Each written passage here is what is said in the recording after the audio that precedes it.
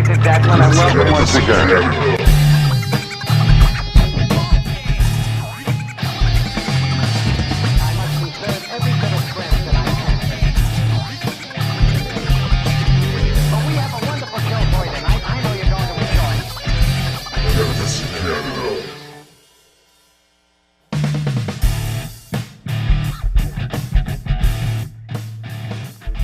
Welcome back to Cannabis Canada with Jason Wilcox. This is Thursday, December 10th, and we're just continuing coverage of the raids across the country. I mean, it's just been nonstop, coast to coast. And there's just, I'm dumbfounded. Every day I wake up to a new email and there's new patient providers being hit. And in this case tonight, one of our guests is going to be Mr. Chris Enns, who just got released from custody once again for providing for patients. He was on our show before when he was raided and decided to reopen and continue providing for his patients. So we're looking forward to hearing from Chris in the second half, as well as we have Debbie Giffen from Nova Scotia, with Moms for Marijuana, Maritimers for Marijuana, a fabulous group down there, very active. I had a chance to interview her earlier today and speak with her briefly about Chris getting out of jail and about what was going on in Nova Scotia. We also noticed, I would also note there's 8,000 patients in Nova Scotia. So when we look at per capita, Nova Scotia is actually the biggest patient province we have. That's something we have to look at next to BC. I mean, really, they're the biggest. So that's something that's not underscored enough. And right now, they have very little resources when it comes to compassion clubs or resources to get patient access. And people like Debbie and people like Chris have been fighting for things like that. Sorry, I'm still kicking this cold from the weekend from an island fundraiser, Dab Fest, which I'm going to get into. I got a few shout-outs. Shout-out to Donna McKenzie first, who's streaming this live at her facility, and Aaron Bod, who's in the building. So shout-out to them. Love you all for streaming us live out to your crowd. That's awesome. And as well as keeping people fully informed on the Monopoly mayhem and as it keeps going. Shout out as well to the collective up in Vernon that's continuing to form and organize in a way to, potentially go after a different way for British Columbia. And shout outs to the Cannabis in Canada reps, Justin Loizos, Dan Pagnuti and Kevin Sharp, who are national representatives of the coalition, as well as our loyal volunteers for raising another $1,500 at a Christmas in Ontario, held at Puff Mamas. And once again, thanks Joanna, you all for your support. It's huge. We're very appreciative of that. And Justin, once again, hats off to you on another well facilitated event. Shout out to Kelly Colasanti for his work raising $760 just at Dab Fest, and as well there was a collective here, so we also have to give a shout out to Anissa Warner, who gave $500 of the monies raised at that event to the Cannabis Rights Coalition as a donation, which we thought was a very kind donation. So in total, that particular event with the table and the donation, Vanessa, we were able to raise $760, and in a previous Cannabis Rights Coalition event just a week prior to that, Kelly was able to raise an additional $1,300, I think it was, on his own, just doing his own event at a pizza store, which I think we'll be doing again real soon. So I can't get on to shout outs enough about that, but for that reason, I get to meet with Mr. John W. Conroy, QC, tomorrow and give him another $5,000 check, and that'll be a second one, in the past 60 days. So we're happy to say that at least somebody's continuing to fund Allard, and we appreciate all the help in us doing that. So the other thing, if there's any questions tonight, this is important. Once again, I say this every week. We design this show so that people can engage. So if there are questions, put out a solid question and say, I'd really like to get this question answered. And if it's relative to the conversation that we're having, we'll definitely get to that answer to you. I'm really trying to open this up to have more dialogue and be more interactive with our guest or with our audience. And of course, we're already interactive with our guests. So there's not a lot more to talk about. I mean, I could go into a rant and rave about how they're going to be putting cannabis in liquor stores, and I kind of predicted this. I told you guys they're looking for a liquor, beer and wine model, whatever. If they allow microbreweries, whatever, we'll see. I don't see that in Justin's future, but it's very concerning. So Yeah, I mean, the fact that BC and Ontario have come out and said we're going to put cannabis in our liquor stores, that tells you when we legalize, that's where you're going to find it. Now, if you're not a recovering alcoholic and cannabis actually helps you, why the hell would you go to a liquor store to buy your cannabis? There's some really twisted policy here, to try and even put cannabis and alcohol in the same room. That's a debate in itself. So I think this is some serious stuff that needs some serious talk and some serious action. On that note, I'm not going to ramble on forever. I can sit here and go all night talking about what I don't like and do like in this country, but tonight's night is about Nova Scotia and what's happening there, and the continuing raids on our dispensaries and patient providers. On that note, let's head off to an interview I did with Debbie Schwartz-Giffen earlier today, and she goes into a little bit of detail about her activities in Nova Scotia and her help with Chris. And then we'll see you when we return. Thanks. I'm sitting here with Debbie Schwartz-Giffen. Did I get that correct? You're pretty close, Jason. Okay, correct me so we get it right for the audio. It's Debbie Schwartz-Giffen. No R in the Giffen. Debbie Schwartz-Giffen. Well, welcome back to the show, Debbie. Yeah, you're here today. We got a lot to talk about. There seems like there's a lot going on in Nova Scotia, and there's just Chris Enns has been rearrested. We had Chris on our show before. For our audience who doesn't know who that is, he's a patient provider out of Nova Scotia. They raided his dispensary. He decided to reopen, as traditional dispensaries have, to provide reasonable access for his patients. It's a choice that he made to continue doing, and unfortunately the police have raided Chris's location again. And Debbie, who is also a spokesperson for Moms for Marijuana, I think you're even the founder of Moms, are you not, Debbie? Yes, actually I am, Jason. I'm a founder and chair of Maritimers Unite for Medical Marijuana Society here in Nova Scotia. Beautiful. Excellent. Okay, yeah, when we get to the end of the show, we're definitely going to ask for links and where people can contact you and stuff. So, yeah, let's talk a bit about Chris here. The general press release, we see that the officers arrived. Let's go back to the first arrest. Though, just before we went there, you and I were just talking about kind of the first arrest. There was something about officers and pink slips. Let's just talk a little bit about that. Well, actually, that would have been the second arrest, Jason, Okay. which happened in September of 2014.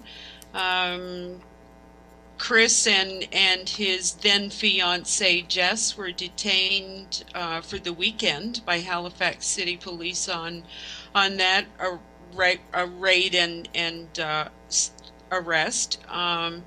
The cops went in, I believe, their home and their grow location, although I may be confused with the first arrest because this is actually the third. But yes, I was with Chris and Jess when they were in court when they received their disclosure, and the informants were basically two members of city police, one who had a pink slip that was current with the MMAR and one that had a pink slip current with the MMPR just before Health Canada stopped issuing them. Well, I'm no lawyer here, but one would have to ask, where does entrapment fall in? Like, where do we draw the line on entrapment and warrantless searches when it comes to police involvement? Well, they did arrive with the warrant. I will note that, but it's my understanding that entrapment is fair game when it comes to the RCMP. And in fact, as we were discussing before the show started, it's not the first time that entrapment has factored into the raid of a compassion club here in Atlantic Canada.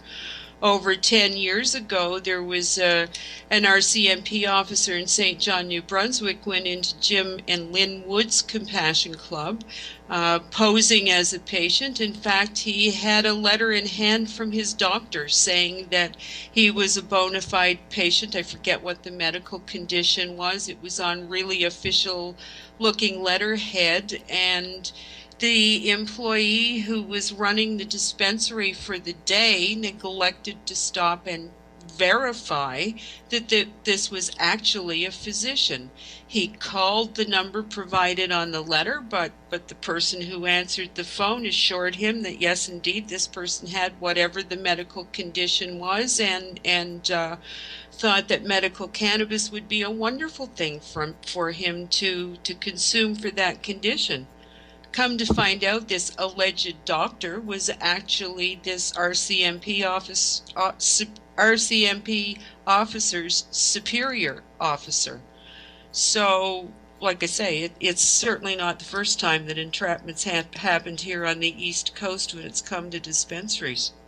Well, that's just crazy. Well, I mean, the Halifax Compassion Club, I mean, it should be noted for our viewers, there's 8,000, and this was when the MMAR was repealed. God knows how many there are now, but there was 8,000 plus registered medical marijuana users in just the province of Nova Scotia. Now, when we do per capita, that makes, Debbie, your province #1. So, you know, them shutting down dispensaries and displacing patients, my biggest concern is where's their access going to come from now?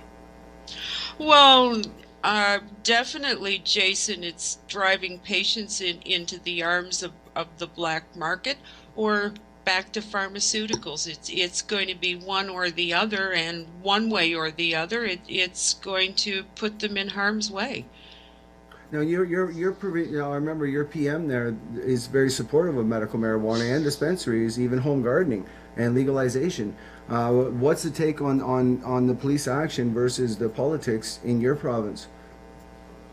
Well, certainly we're under a liberal government here who, in speaking with several members of the current caucus, including our premier, they're all waiting for the federal shoe to drop on this one. And we know the shoe's well on its way off of the foot at this point. But, I mean, my big concern is while we're transitioning from our current extremely prohibitionist ideological driven state into this new and wonderful legalized market, what the heck is it going to do with patients as far as our ability to retain home gardens and produce the medicine that we need to treat our various conditions?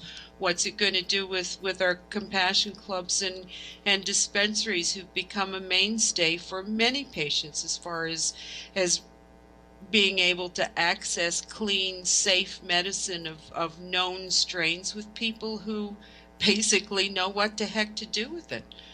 Exactly.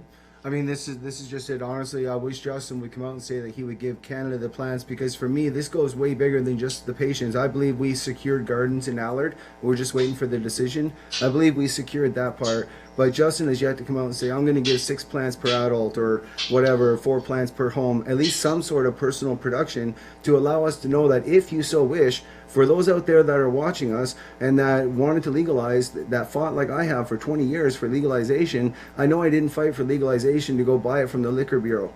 I fought so I could grow my plants at home.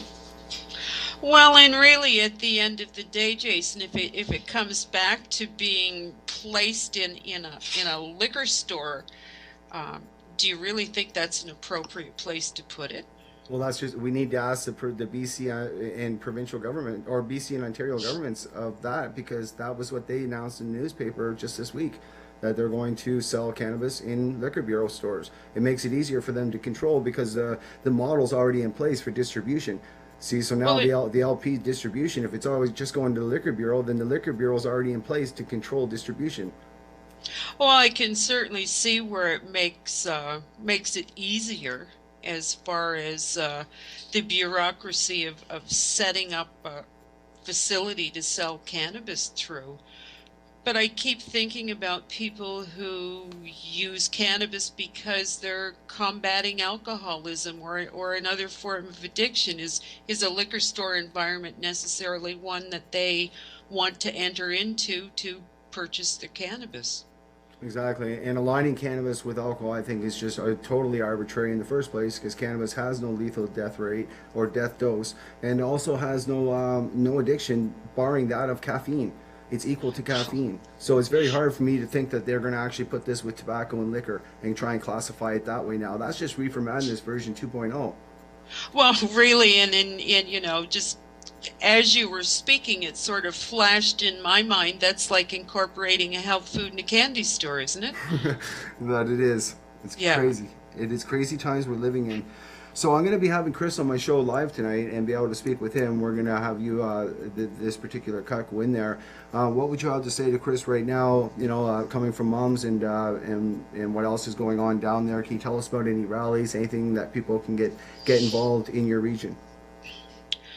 Well, certainly Chris knows that he has the united support of Mum behind him. Members of our organization were at both of his court appearances within the last week or so.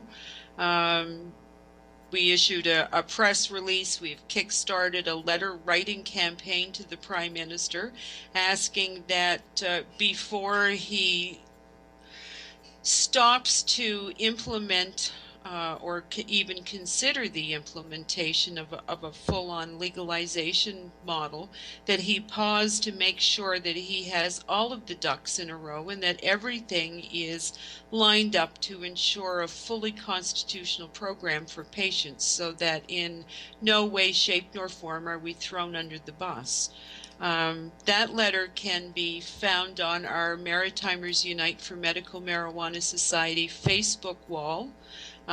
Certainly, if anybody listening at all is interested in having a packet of those letters mailed to them, they could email me at chair@mumm.ca.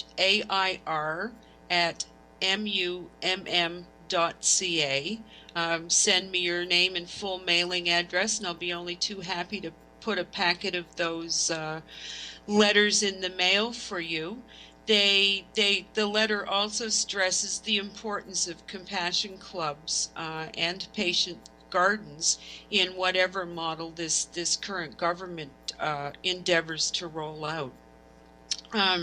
Mum is also hosting a first-time event, a Christmas Bazaar and Educational Forum, this Saturday at the Bedford Legion here in Nova Scotia.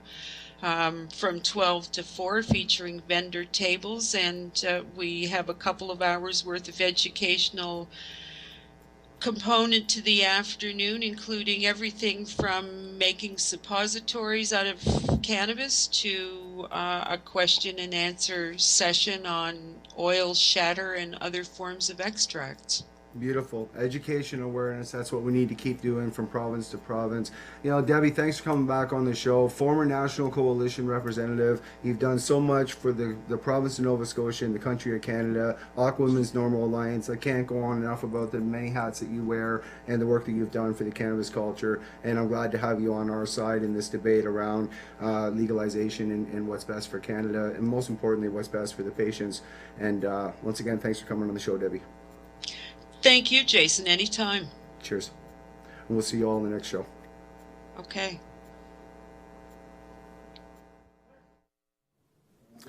Okay, welcome back. So there we have it. That was Debbie. Now, Debbie has done a lot of work. She is a former national representative of the Cannabis, well, it's now the Cannabis Rights Coalition, formerly known as the MMAR Coalition Against Repeal. And of course, we've had a lot of great activists come up and down. A huge shout out to that group in particular, because they're just now approaching the $300,000 mark of funds raised to fight Nallard, which of course is what has that famous injunction that's standing right now that's already been paid for. But unfortunately, the trial and everything else has not, nor has the appeals. Everybody has to remember that even if we win and the Crown appeals, it's still going to cost Mr. Conroy money to fight that appeal. And if we don't have those funds, there might not be a fight. So we need to understand that part. So I definitely have Mr. Chris Enns, on the line, and welcome back to welcome back to the show, Chris. Thanks, Jason, for having me. Sorry it's under these circumstances, brother, but it's good to hear your touch street and you're back out with your people again and able to get your voice heard. Let's talk a bit about what happened. Last time we had you on the show, just to update our audience here, last time we had you on the show, you were providing for your patients. Police raided you. They told you to shut down. You said, no way, I'm going to reopen and continue to serve my patients. I'm assuming have done so since, until whatever just happened recently, where there's been an additional raid. Maybe you can tell us about what happened in the most recent raid. Well, yeah, Jason, coming out of the last raid, once we got the disclosure, it was just so evident that all we had was a traditional situation of the police coming in, but they had pink sheets provided by Health Canada that were literally fake licenses provided to the police by Health Canada to set up these raids. And one of them was about a month outside of date. We were working with the individual to get set up with a new doctor and get his license up to date, and we were helping him a date outside of his pink sheet being expired, and they came after us for it. There was even a number of buy zeros, they called it, buy number zeros, where the officers had attempted to make undercover buys without licenses and were unsuccessful. So, when I got out of jail after 3 nights in jail last year, we reopened right away with the support of patients across Nova Scotia, and really the support of the legal community. I think they thought there was room, and that Nova Scotia was growing, and we operated every day 11 to 7 since then. Really with exponential growth and support, especially from the medical community. We're seeing doctors literally on a daily basis calling us up and referring patients directly to the clinic. On Thursday, we experienced a traditional SWAT team raid again, organized by the Guns and Gangs unit here in Halifax. About 10 or 12 officers swarmed in on a club full of patients. They busted into the bud tending room and during a live transaction with a patient and slammed the patient's hand and money down on the table. After prosecuting myself and dragging me out of in handcuffs, they forced every patient to remain on site, and they stole the money from every single person's pockets in the building. If patients had cannabis on them, it was stolen as well. No receipts were issued by the police for anything that was taken from the pockets of patients, and they were told they could just go home and figure out how to get it back later. Were any of those, did any of those unconstitutional raid. I can't even begin to get started. Maybe I'll leave her there for a minute and let you pick and pry with some questions, because it only gets messy from there. Yeah, well, what comes right to mind are the patients that were in there. Did any of them have a pink slip, because they wouldn't be subject to that search and seizure? They're not subject to that warrant. There was not a patient in the club that was not licensed under the MMAR or the MMPR. Coming out of the last raid, I mean, we were always tight about licenses, but I mean, we doubled down and tripled down. If you were making a purchase, you had a license. And I mean, the only situation I could see myself helping someone without a license in their pocket is if I'd seen them, every day, 4 days a week, and maybe they forgot their wallet at home. Maybe I helped them that one day. But I'm telling you, every bloody patient that walked through that door had a license. I hope those patients are. Maybe 3 or 4 years ago, it was a bigger struggle to get licensed, and so when it was someone with real severe disease, maybe you went on a limb while you knew they were working towards a license. But now we have doctors that, within a week or two, virtually anyone with any medical condition can get signed up. So there's really no reason, for a club to be helping without licenses, at least in our situation. So. I would give a shout out to all those patients that were in there, to check in with some lawyers and check into human rights, and whether your rights were potentially violated in relation to your right to have your marijuana and or to have it seized by an officer. So that's just something I'd give a shout out to. But so the last it was quite hilarious, Jason. As they started to ask patients for copies of their licenses, as they would pull out their LP cards, let's say Organogram, which is one of the licensed producers from New Brunswick, the police would look at the cards and say, oh, is that even legitimate? Oh, is that another one of those fake ones? And then hand them back to the patients. It was just childish behavior. So the mad question I need to ask you is, are you going to reopen again and make it a fourth time? Well, Jason, I was in jail for 4 nights and 5 days this time, and when I got out, one of the comments the judge made to me is, if you get stuck in there, the world's going to go on without you. You might think you're important, and you might think you're the head of a cause, but the reality is that things will go on without you. And that hit me as an arrow in the heart. But when I got out, the first thing I found out is the patients had been looking after each other even without me there. And that was probably the best getting out of jail present I could have got, because regardless of where I'm at and what I'm doing in the day to day, I know this may not answer your question directly in the moment, but But I guess what I'm saying is that for now we've got the front open, we've got the bong store and head shop open there, we've got the vapor lounge open, and I'm telling people to go and talk to the patients because it seems like they're helping themselves and helping each other. That's for sure. Well, that's what's important. You planted the seeds of growth for patients and patient providers, whether they're doing delivery systems, as I keep shouting out every week, keep providing for your patients, you know, no matter what it takes until this dialogue and this politics and all this legal stuff ends and all this, if you have it, dust settles. You know, we're kicking up a lot of dust across the country. So legally, what are your lawyers saying? I mean, obviously they're telling you just to back down at this point and kind of say the course, but is there anything else, any other additional lawyers involved in this matter as a result of the raid? Well, the reality is, Jason, if I'd had to hire a lawyer at every step of the way, since our first raid in March of 2013, for which the charges are still pending, there's no way I'd be here. I'd be far under the ground with money owing. But that being said, now that we've been through bail hearing number 3 and have to fear 4 if we were to reopen, I think it's time to bring in the big guns, and we've made the call out to Kirk Tusaw, and we've got some funds ready to move in his direction if he is willing to provide representation, and we appreciate there's a lot of travel involved and a lot of disbursements, but I think we're ready to bring out the heavyweights and make sure that the courts here in Nova Scotia know that the Supreme Court of Canada has issued some pretty powerful statements, and that they're not at liberty to interpret them conservatively just because that's how they want to interpret them. I think the decision is broad in R versus Smith and has to be interpreted as such when we're looking at patient access. Absolutely, it is very broad. It is use cannabis in all of its forms. That could even constitute the growing aspect of the cannabis. It could be argued legally, through the courts, but that language is so damaging that's why they still haven't legislated it. They've only given a Section 56 exemption with a bunch of mumbo jumbo in it that we've been told to ignore by our council. Just simply to follow the language in R versus Smith, because that's the Constitution, and nothing in this country supersedes the Constitution. No politician or nothing. Now, on that note, speaking of politicians, I have it in my notes here. I wanted to ask you. Now, Justin talked a lot about there should be mom and pop shots like yours allowed to operate, and like Mr. Glenn Price and Aaron Bott and others to provide for patients. And then he went ahead and said he was going to legalize on his platform to legalize or to becoming the leader of Canada. And he's still saying he's going to legalize. What's your take on the fact that they're continuing to use police funds and continuing to raid people on victimless crimes in relation to cannabis and cannabis sales when he knows he's about to legalize? Well, what I've always tried to highlight about the position of Mr. Trudeau is that it was only a couple of years ago that he voted in favor of a mandatory minimum of just 1 year in jail for the trafficking of a single gram of hash or oil. And that was in the context then when the federal crown was still suggesting that the trafficking of oils and hashes, even among patients, was illegal.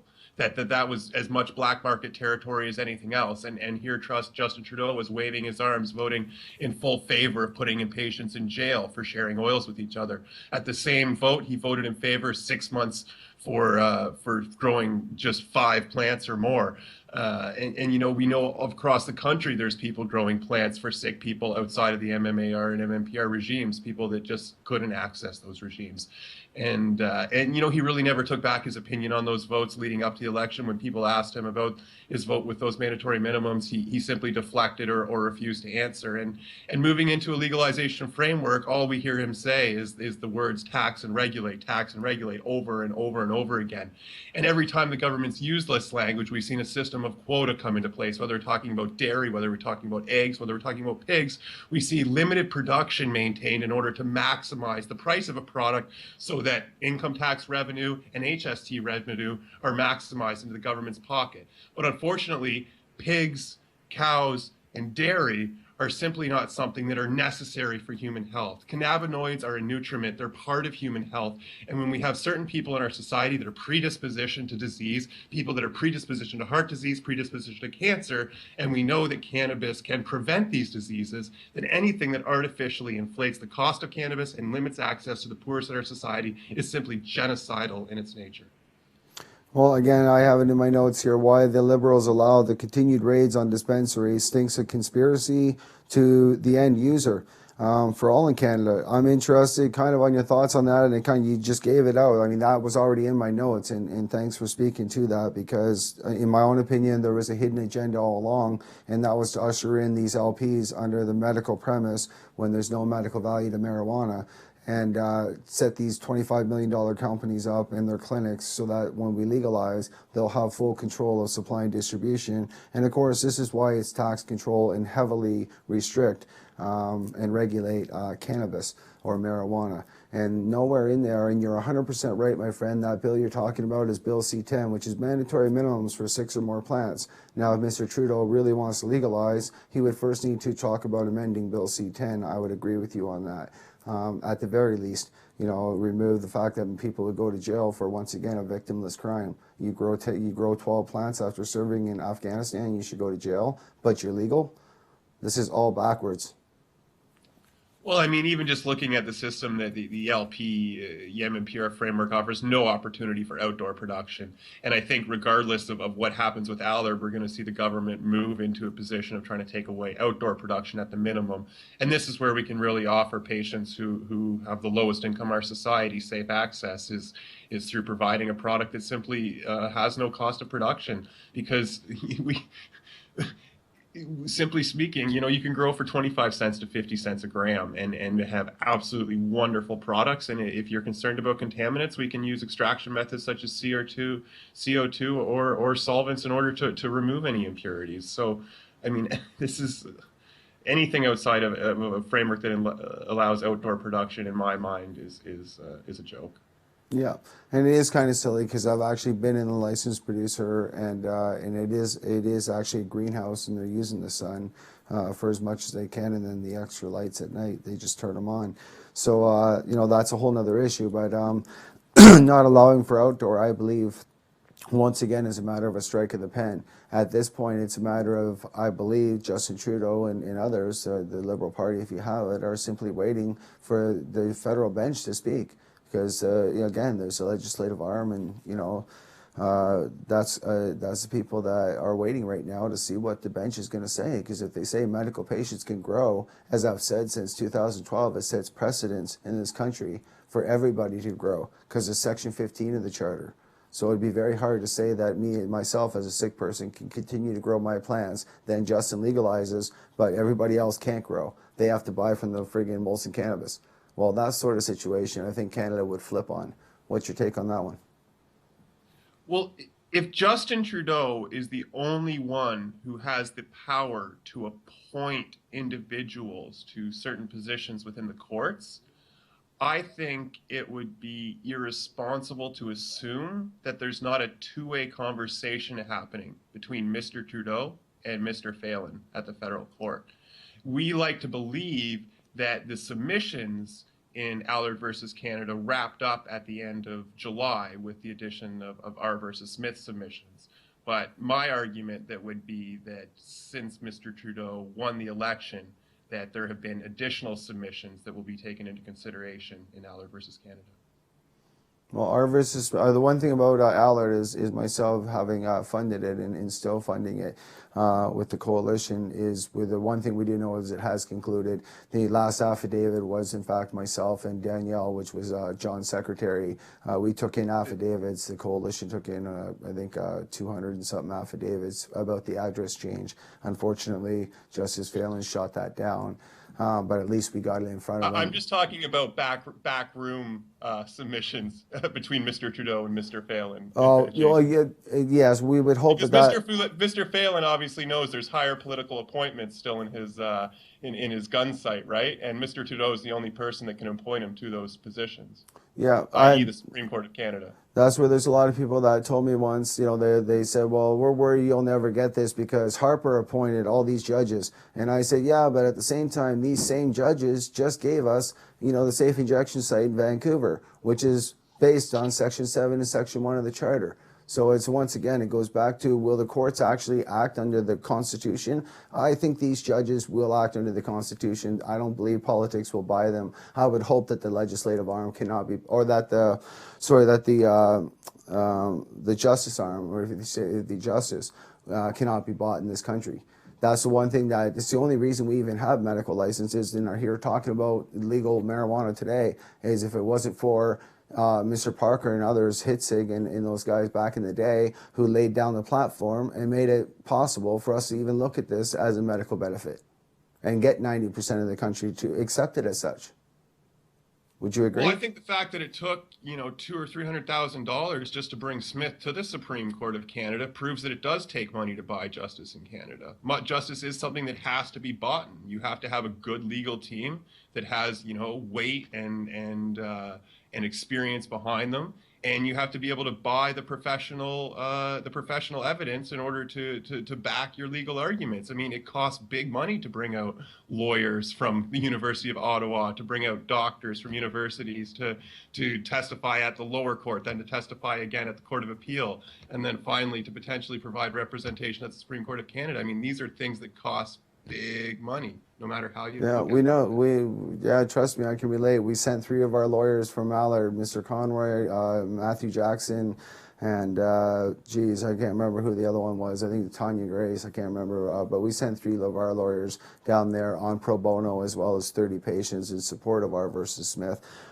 which of course is a landmark decision. It doesn't give us plants, but it gives us language to work with that is very powerful for the rest of the courts and judges to look at and say, wow, the Supreme Court said this. It's pretty broad, and it's going to be, and I don't think they're going to want to start to restrict it in the area of plants unless they can prove plants are somehow a breach of autonomy, which means you have to be a danger to yourself or somebody else. That's why they claimed fire, mold, and organized crime.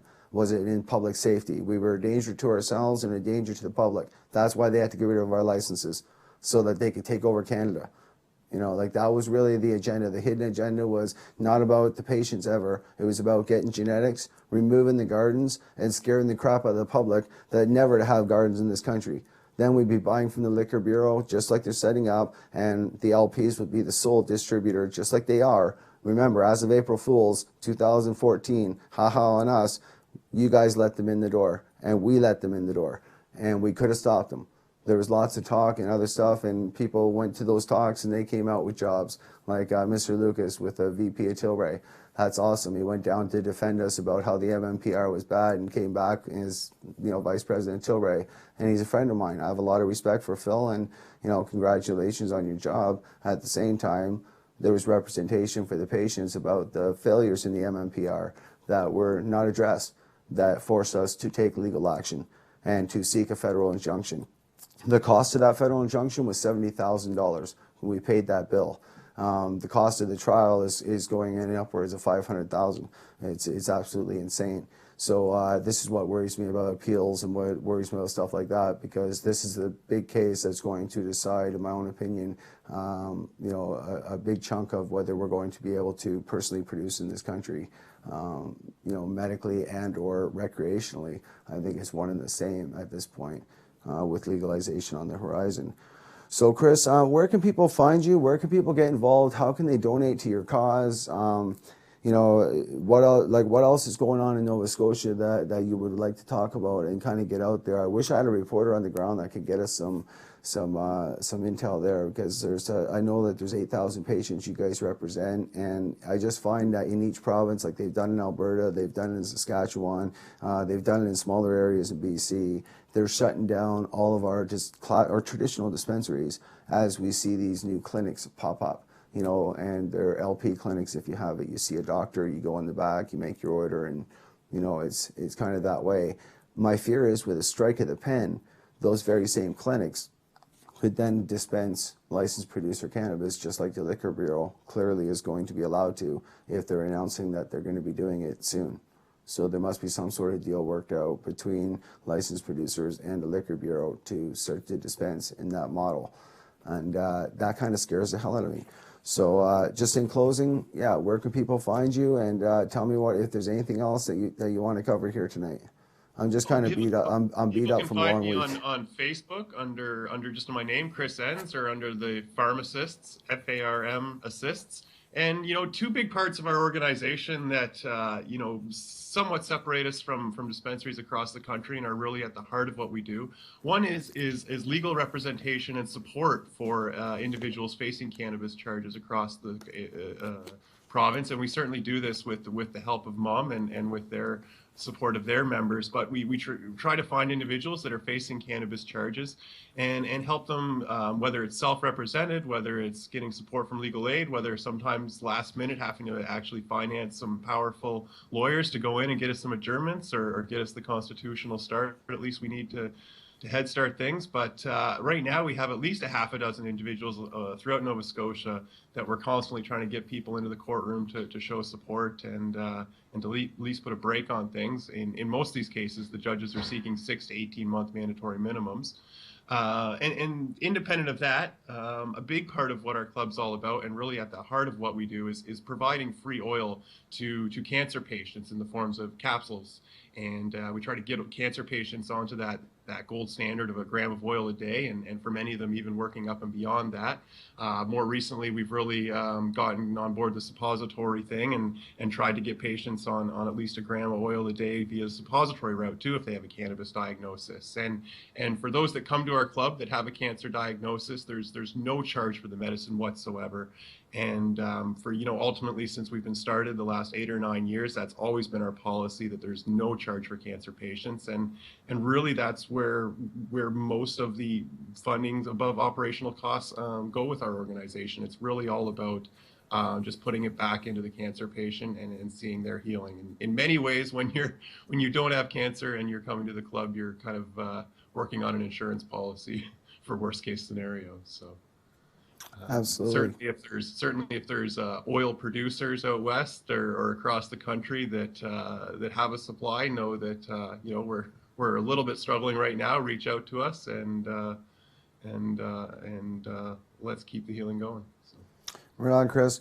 Well, thank you for coming on the show once again. This was kind of a fast interview, and I'm just glad that you touched street again. I'm going to like to have you back on for more updates as we continue to cover what's happening in each province with the dispensaries and what they do, because I don't understand why we're legalizing and still locking people up and potentially for mandatory minimums, which is very serious. As we go to break, we're just going to have some Dunkin' Dab Fest footage that we did. We did a video. Dunkin' Dab Fest, again, hats off to Anissa Warner and for facilitating the event. And you guys will see a lot of the happy, friendly faces that were in the crowd, and we had a great time. So once again, Chris, thank you for coming on the show, my brother, and be well, be safe, and continue to advocate. We'll see you soon, and we'll see you guys after break. Cheers.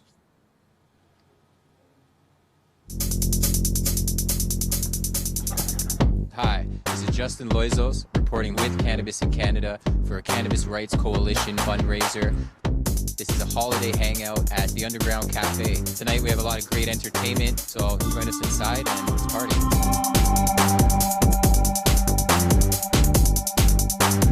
So how you enjoying yourself tonight? Doing okay. Yeah? It's very smoky back there. Yeah? Just how you like it? Just how we like it. Yeah, it definitely is. Tonight's been going well. We've been having a good time tonight, and I think our push into the new year is going to be solid. It's going to be aggressive, but it's going to be strong. Basically, what we love to do is become a part of cannabis events. We like to promote cannabis as a great industry, as something that can be brought into any part of any industry.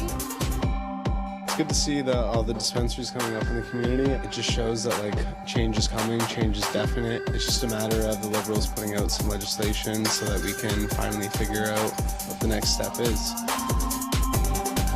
Together we will save our gardens, together we'll save our access, and it's initiatives like this that will get it done.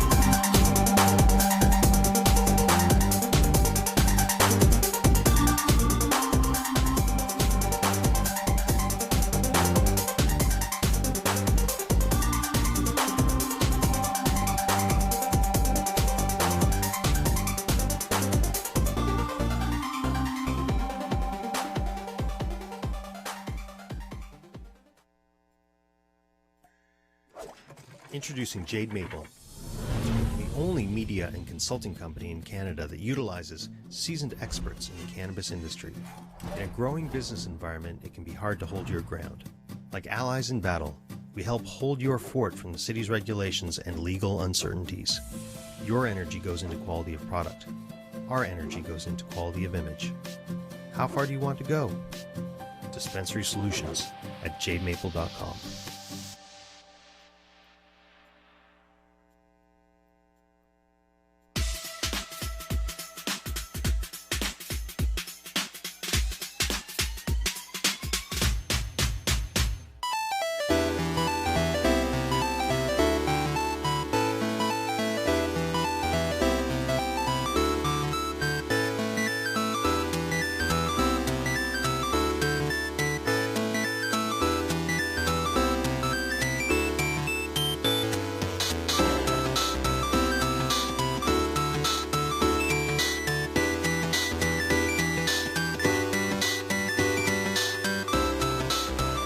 Okay, we're live now? Oh, yeah. We haven't been live all this time. DabFest 2015. Great show tonight, great turnout. Yeah, I'm pretty stoked about it. It's pretty awesome. I just can't believe the turnout. Yeah, I love the glasswork too. All the community, all the different people. I see all the different tables, and I went around to all of them and said hello to everybody when I got here. And it was just, I love the island reception. It's always so positive and always a good vibe.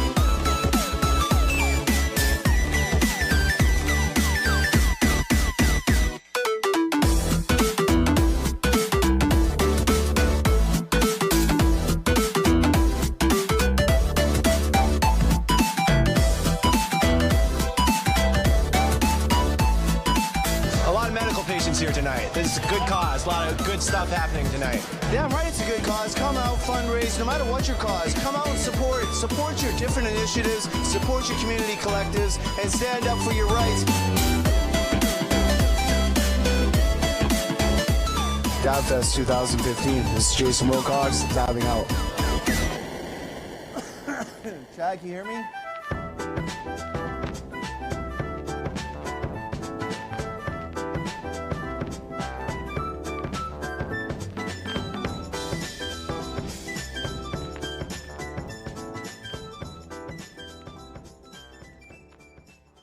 Chad. And we're back. Can you hear me, Chad? Hey! Hey! There he is.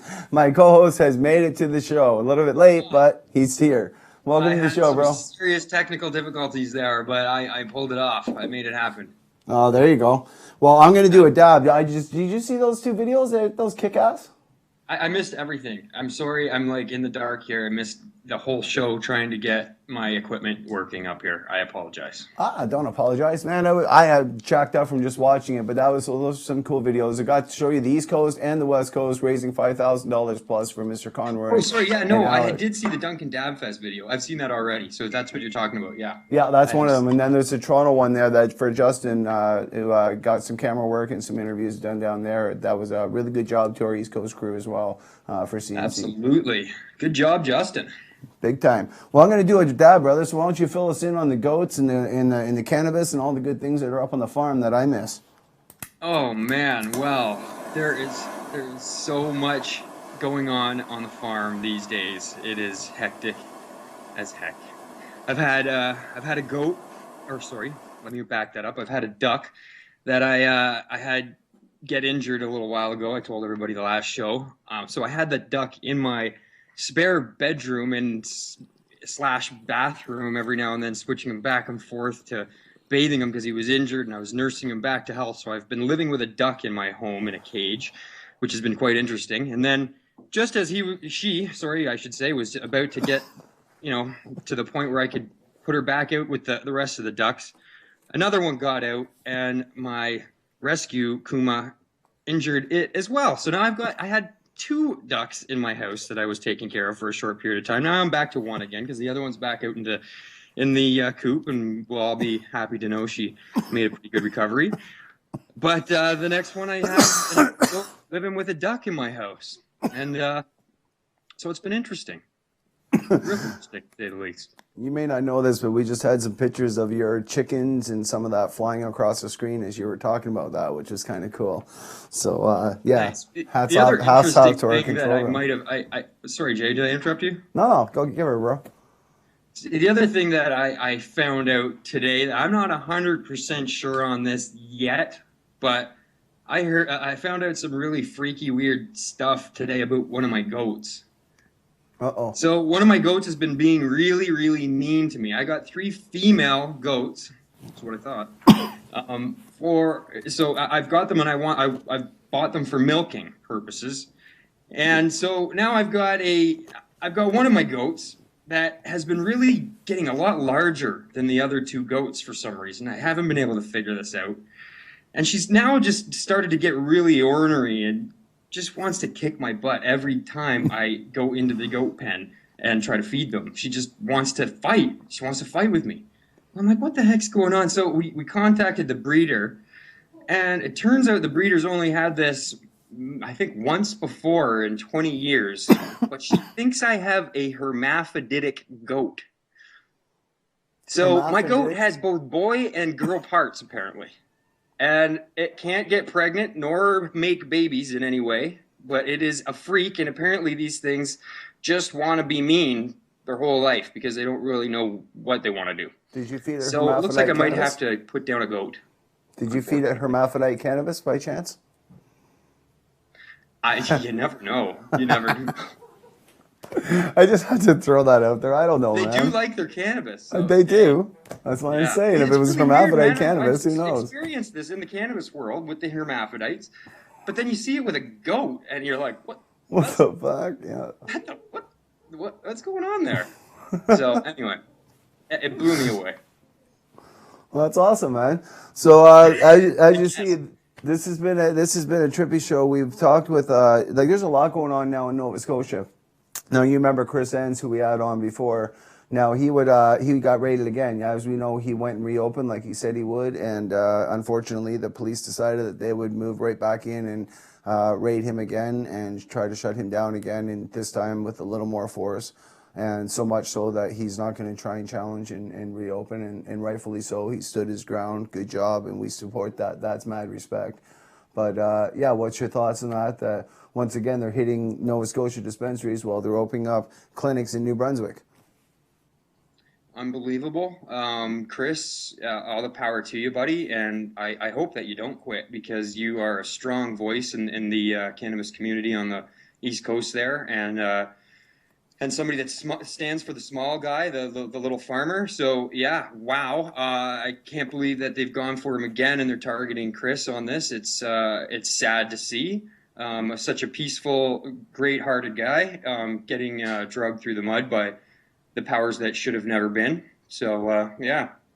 Absolutely. I asked him questions about Justin Trudeau. I asked him questions about, how he felt about this, this attempt for the liquor stores to take over, and whether he felt that some of these raids on the dispensaries may be tied to some of this new legalization push or platform for a push. Yeah, absolutely right. So it's the monopolization again. It's this new form of prohibition that comes wrapped in the umbrella of legalization, but it seems like it's, what I see so far, more tyrannical than the old form we were under. So absolutely. And this is funny. A lot of people keep saying, like, I had an email, somebody said to me, Jason, why don't you just drop Allard? Because Justin's going to legalize. And I said, well, where the hell does it say Justin is going to allow me to keep growing my plants? Because that's the part that bothers me, where Allard has the opportunity to enshrine it in the Constitution of Canada. If we need to go all the way to the Supreme Court, or whether, no matter where it's decided, it'll be enshrined under the Constitution. That's why this case needs to keep going. I mean, these people that say, why wouldn't you just drop? Well, you got a lot of faith in the state, the folks that have just been, robbing, pillaging, looting, and murdering for hundreds and thousands now of years. So all the power to you, I guess, if you've got all that, faith in the state rather than yourselves and God and, whatever else you should probably have faith in rather than the state, which has always messed everything up and hurt people. yeah, I don't have a lot of faith in Justin Trudeau to do it right. I have a lot of faith in the people to keep forcing his hand and any other politician's hand to make sure we do it right. The only way that we're going to get what we want is if we are there at the table every step of the way to make sure that these guys are not just trying to lace their pockets and their crony friends' pockets with a bunch of money, and that we, the people, have a stand in this thing. It's the only thing we can do is be there at the table. 100%. And on that note, the coalition, I've been in recent talks. I'm meeting with Mr. Conroy tomorrow to be able to give him another check. On that note, when I get a chance to talk with him, it's also about something else going on and some other potential action and dialogue that will happen here within BC, because when we do legalize, it does drop to the provinces, and it drops to who's going to be able to put the best template on the floor. And God knows BC's economy is built on this, and we own BC. This is, like I said, this is our house. They're not going to come and take this from us very easy, and that's our opportunity. So where do we want to meet them? Meet them at their doorstep, at the BC municipalities. That's where we need to meet them, and we need to do it united. Absolutely, brother. It really, taking our communities back one piece at a time, right? I mean, I can only do so much from where I am in my little town here. But if I focus on my little area, and we all focus on all of our little areas and try to be good to the people in our areas and try to change things in our areas, we can make a big difference. Also, we can come together and make a bigger difference on that bigger stage. But, it's hard for me to know what's going on, in say New Brunswick or Nova Scotia all the time, and help them out all the time, because I don't know what's going on, but I can sure make a difference here and just try to hold it down where I am. And I think that's what everybody out there has to do, is hold it down in your little area, in your little town, wherever you are, as to the best of your ability. Yeah, and also to continue to grow. I mean, a good friend of mine, Kelly, on the island again, and now he's a board member for the Cannabis Rights Coalition. So he's been with me for since 2012. So we've been through a lot, and this is a guy who just went out and with a small little group, he can go and raise $1,300 at a Pizza Hut, or not even Pizza Hut, it's a pizza store, little small place, with a couple of bongs and some raffles and a bunch of guys getting together with like-minded people saying we want to oppose this policy. And it's our right to gather and oppose a policy. In fact, it's our duty to oppose a policy that the government passes if it's going to hurt Canadians. And I say Absolutely. If it's not, if it's, sorry, Chad, go ahead. Sorry, I just muted you by accident. Nothing's ever changed, without people actually standing up and changing it. We have to do it. It's us to do it. It's not, we can't sit back and let the powers that be do it. They're not gonna. No, exactly. Well, this again where we have the courts, but we also want to make sure that we have dialogue, like you said. We have to have that person at the bench. So when the time comes and it drops down to the province might be a little more flexible to listen to us about a model for British Columbia, and that model can then be templated. But it can definitely address the LP issue, because they just become corporations at that point. They're no longer part of a monopoly. It opens up the opportunity for us to get dialogue for a more free and fair market for each and every province, respectively. Okay. Yeah, I hope to see a better dialogue. Absolutely, I really hope so. BC has the template, like you say. We have the model that is a wonderful model that gives to so many people in the community.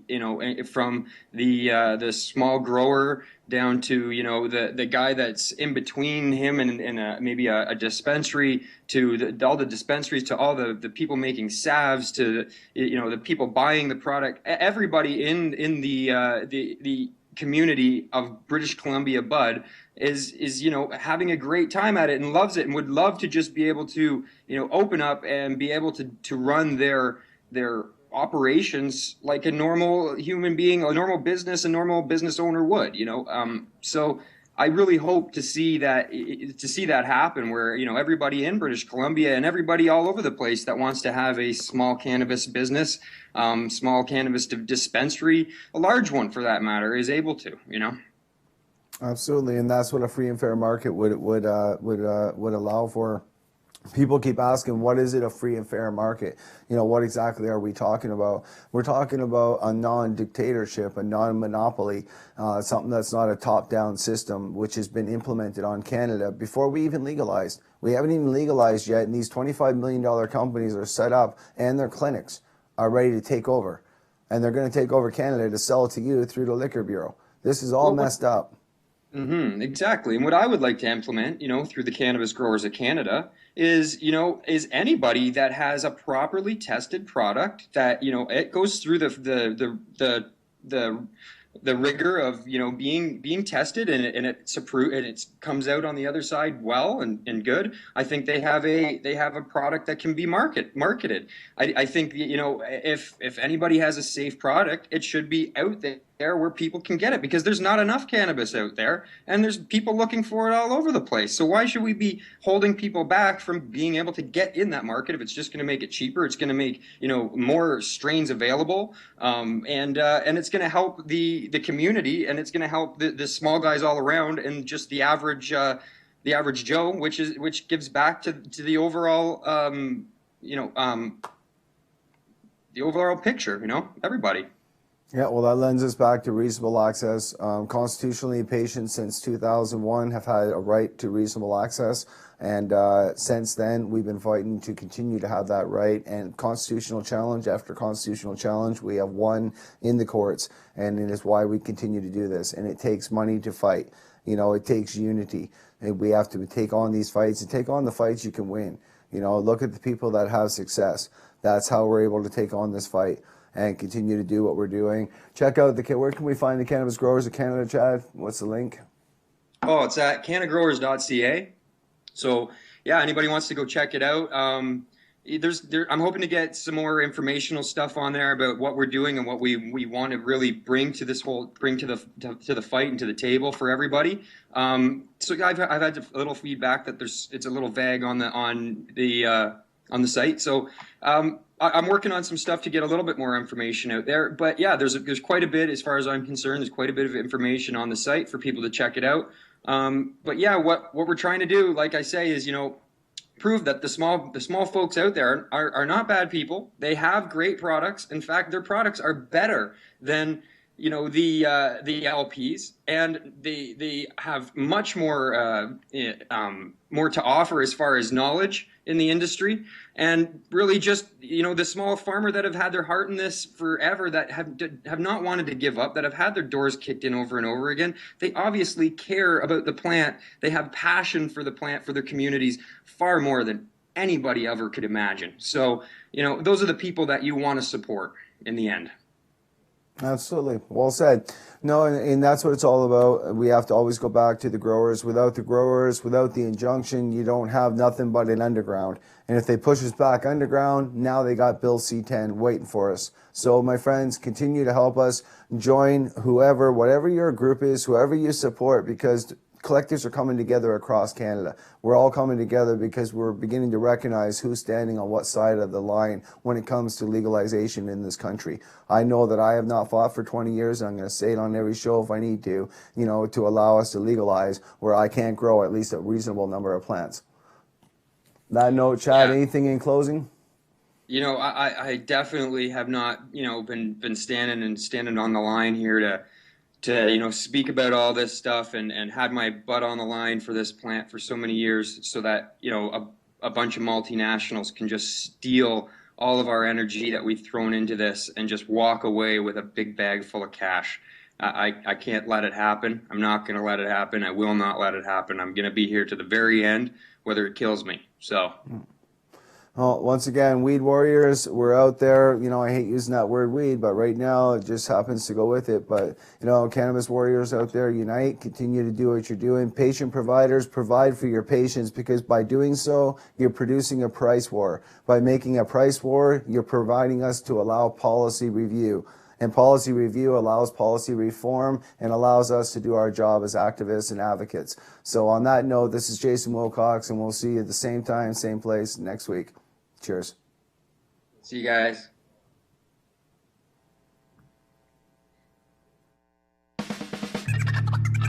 Cannabis in Canada.